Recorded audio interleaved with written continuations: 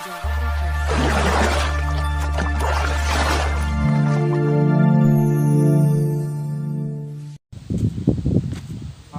اصحاب تخيام، اصحاب هوات خيمه. احنا نصوبوا في خيمه. مرحبا بك اللي بغى يبات معنا، عارضين عليه العشاء على حسابه.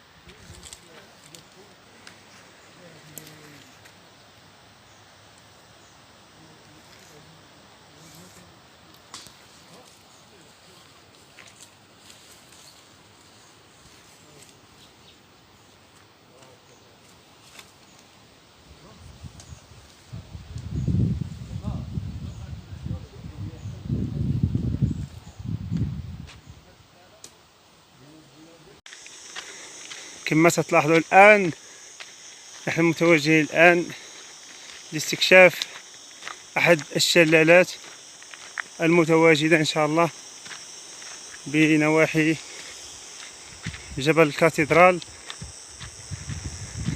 تقريبا يستغرق 40 دقيقة أو حتى ساعة.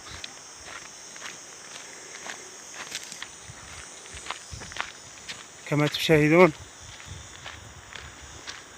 هذا المسار أو هذا الممر زائد بجانبه الواد، جبال وأشجار متنوعة، طبيعة جميلة رغم صعوبة المسار، لكن تبقى الرغبة في التحدي والاستكشاف هم أبرز سمات الخرجات.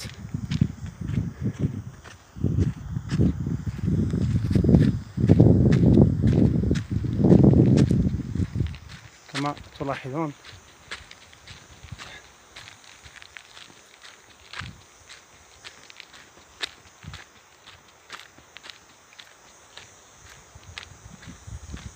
يجب الصبر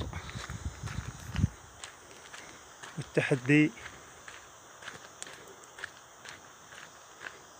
وسط هذه الجبال والغابة للوصول إلى الأهداف المنشودة والاستكشاف ومعرفة المناطق التي يزخر بها بلدنا الحبيب. دائما نحن بجانب هذا الجبل، جبل كاتدرال.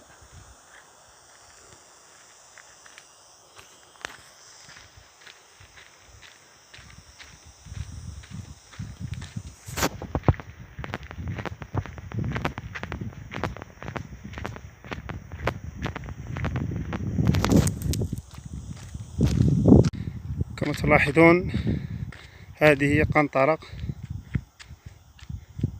متكونة من هذا العواد، اجتزناها ولله الحمد بسلام. كما تلاحظوا الآن هذه قنطرة تكون من أعمدة خشبية.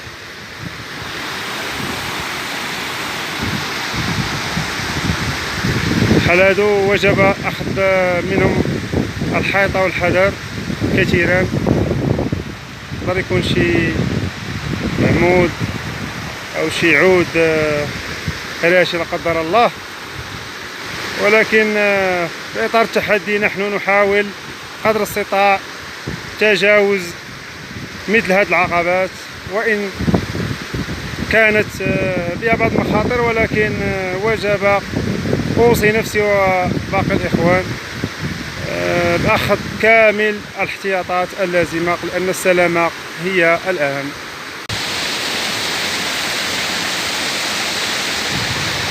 الحمد لله على هاد الخيرات تاع المياه الباردة. صراحة الحمد لله على هاد النعمة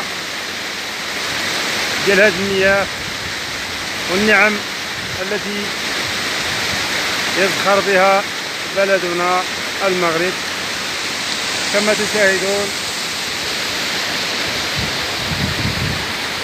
كل هذه الأجواء، كل هذه المناظر تتواجد بمحيط جبل كاتدرال.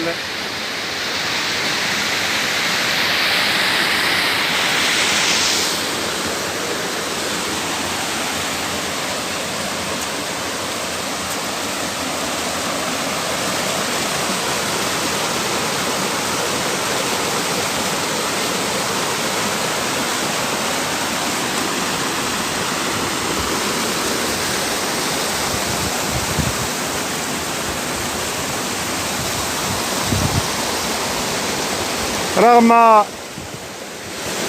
صعوبة وحرارة الطقس، الصعوبة في بعض المسارات، لكن الأشياء اللي كتبقى حلوة وكتبقى في الذاكرة هي بأنك تستكشف وتستمتع بمثل هذه المناظر الحمد لله الجميلة.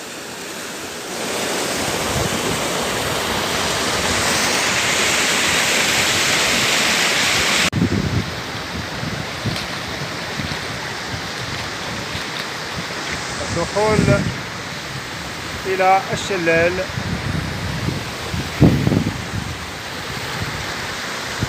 كما تلاحظون،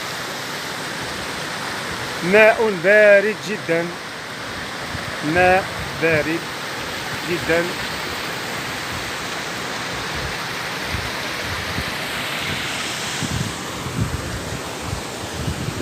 كما تلاحظون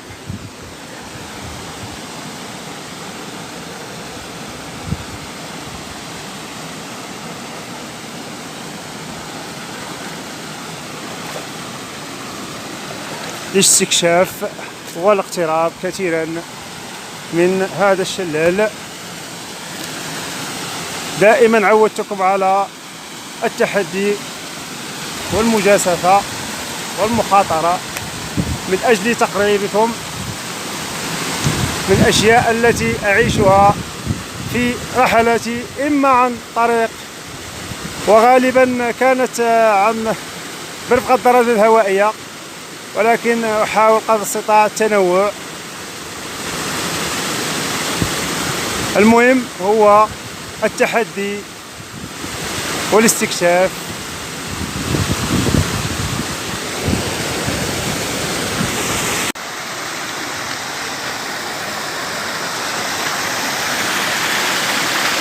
كما تلاحظون محاولة اجتياز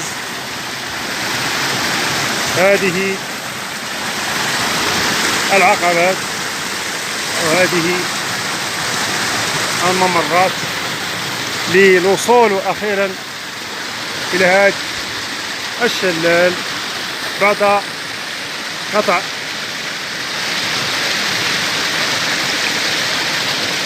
عدة كيلومترات، وكذلك دقائق، رغم كما قلت المجازفة والمخاطرة. أحاول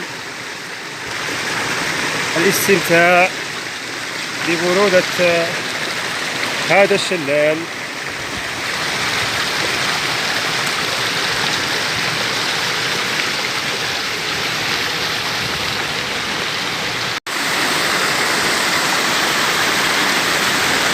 الوصول أخيرا إلى الشلال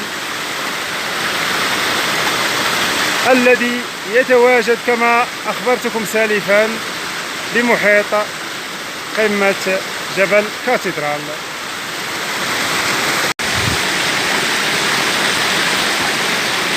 الراحة والاستجمام والابتعاد عن الضجيج والبحث عن الهدوء التام. ها أنا الآن أتواجد أمام هذا الشلال بمائه البارد وبمحيطه الهادئ والطبيعي.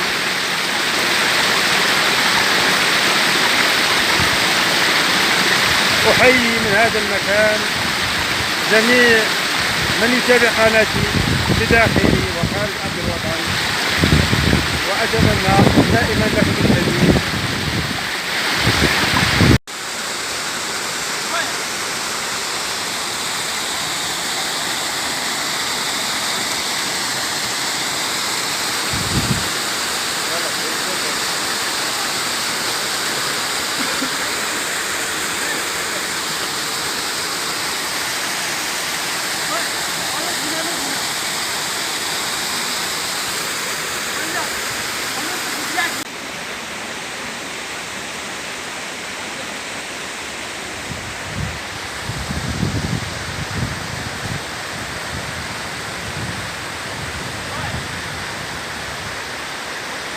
مناظر خلابة لهذا الشلال المتواجد بالمنطقة السياحية إيمي سفران، منطقة تجمع بين عدة أشياء طبيعية، منها الغابة، منها المياه، منها الجبال كذلك. يمكنك بأن تستمتع بالماء أو الغابة أو تسلق جبل قمة كاتدرال.